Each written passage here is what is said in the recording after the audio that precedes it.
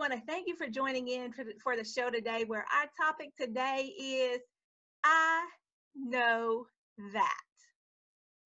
Three dangerous words when it comes to anything that you want to do. They're dangerous in general, but we're going to spend a little bit of time talking about why those three words are very dangerous for us when it comes to our finances. I know that. See, it comes a time when we have to understand that the information that is given to us, yes, we think we may already know. You say, well, Lynn, you're talking about money. You're talking about budgeting. You're talking about saving. You're talking about retirement. You're talking about investing. I know that. But the sad fact here is simply this. If you know that you should be paying yourself first, why are you not doing it?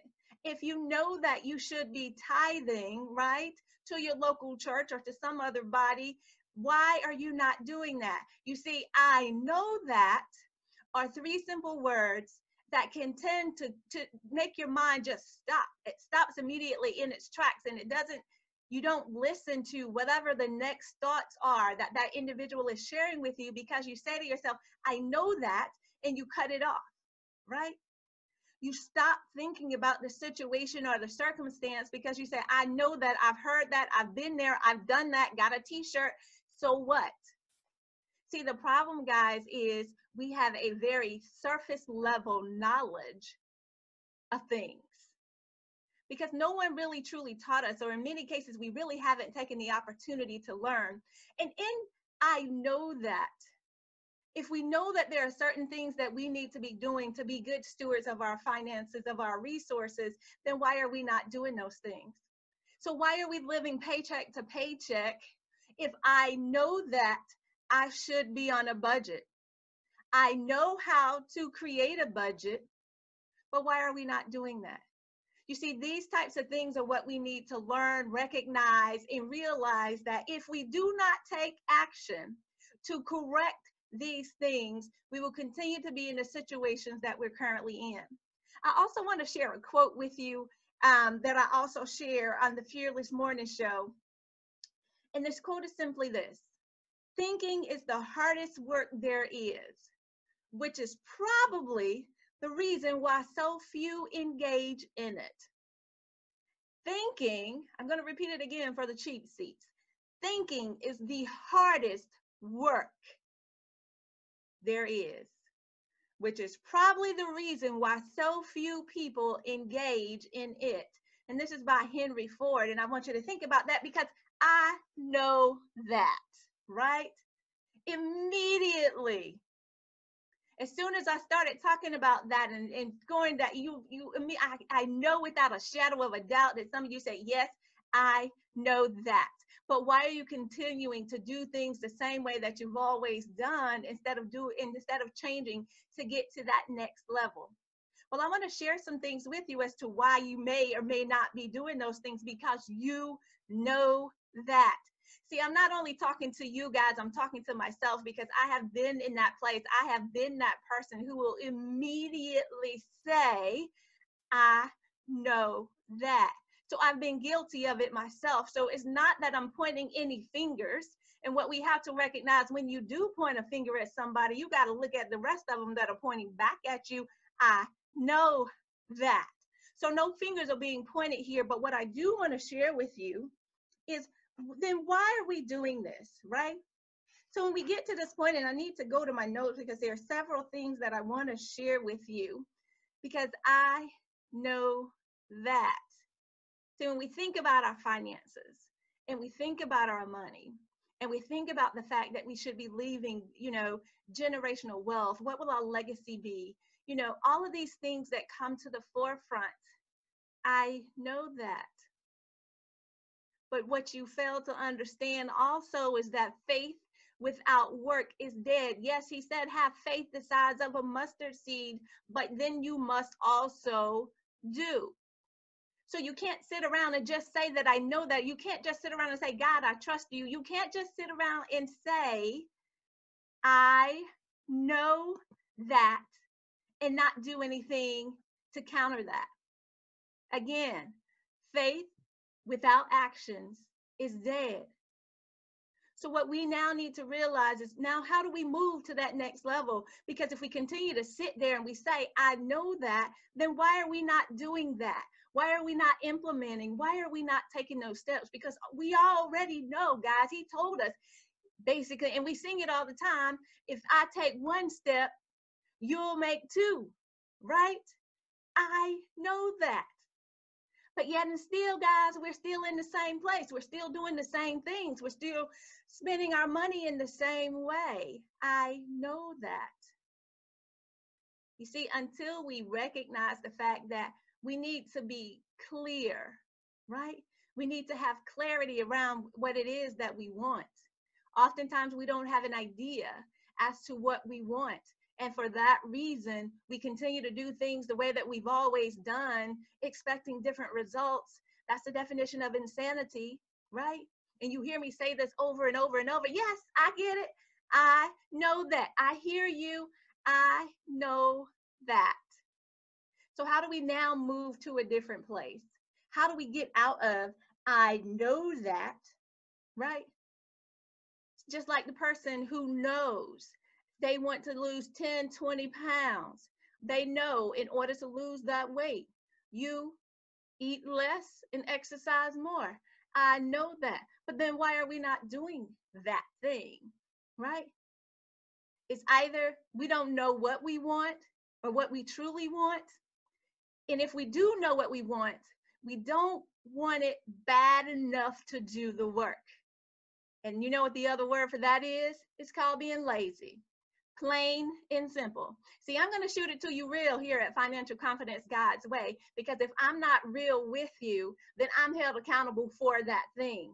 So I need to ensure that I'm sharing with you the most important information in the way that you can understand it, guys. And I know that. I hear you. I know that. So what I want to challenge you to do today, take some time out to stop and think about all those things that you think you know. You think you know how to save, but why are you not doing that?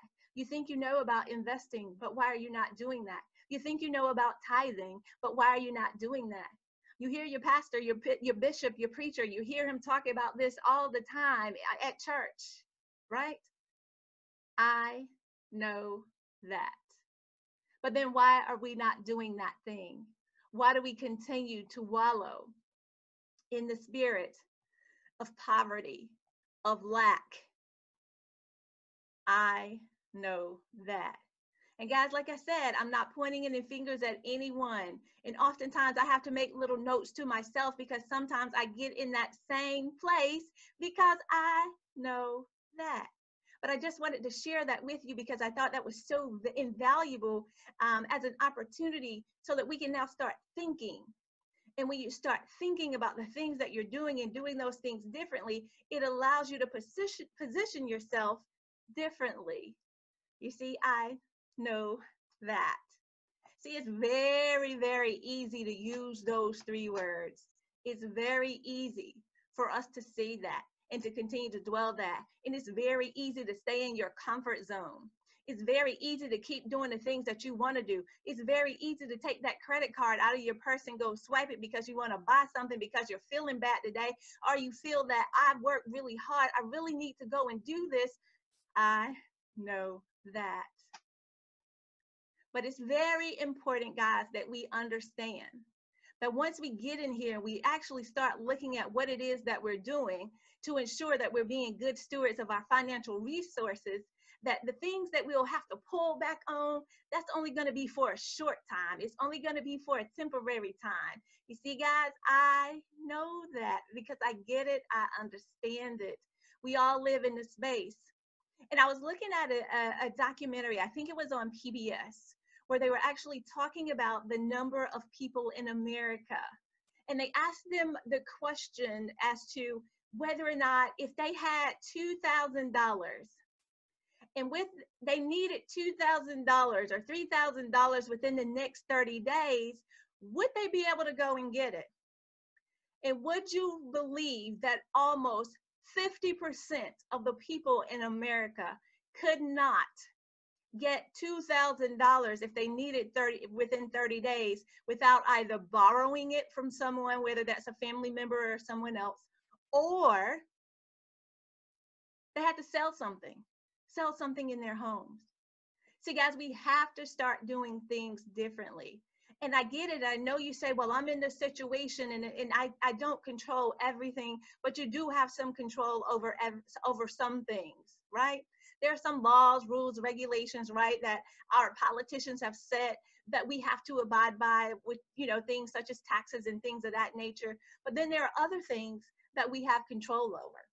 We have control over the decision that we make to buy that new car, or to buy the latest purse, or to buy that new outfit, or instead to invest in another investment vehicle, whether it's one of the asset classes, whether I'm going to invest in stocks or bonds or Forex or commodities, you name it, or real estate. There's so many different opportunities out there for us, guys.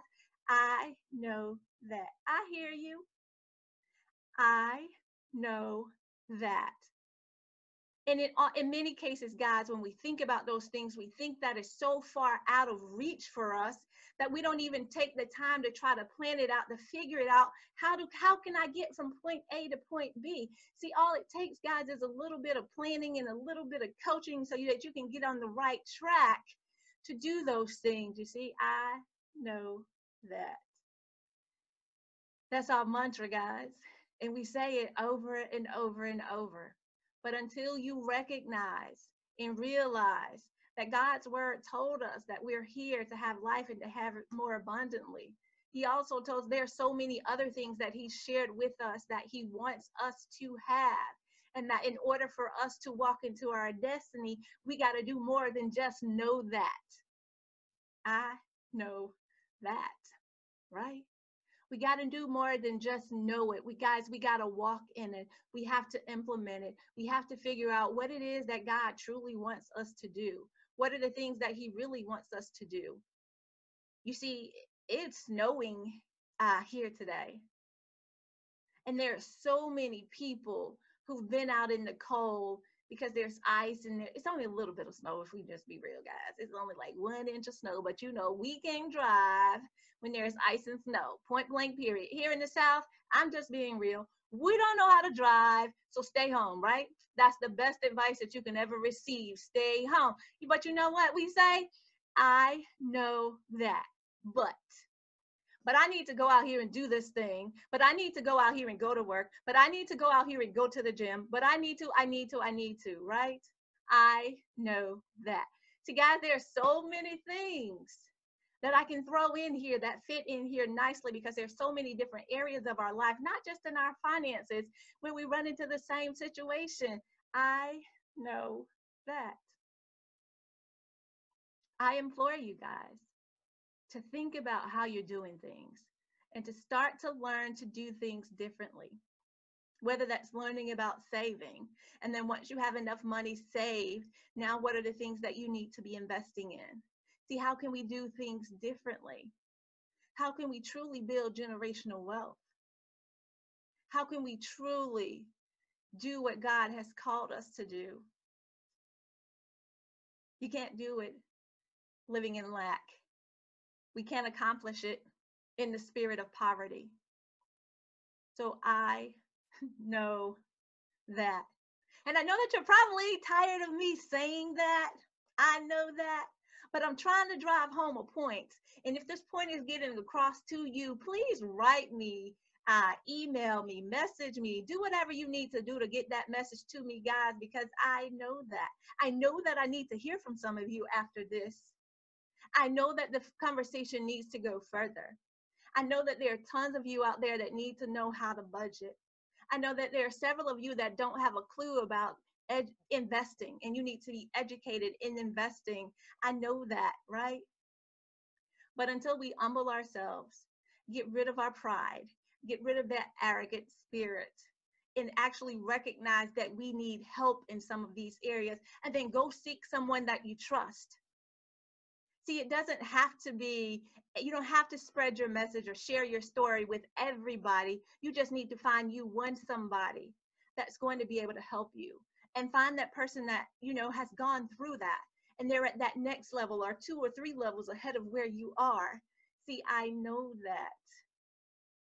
That's the story that we tell ourselves. Those are the 3 most dangerous words, or 3 of the most dangerous words in our vocabulary. I know that. Guys, I want to thank you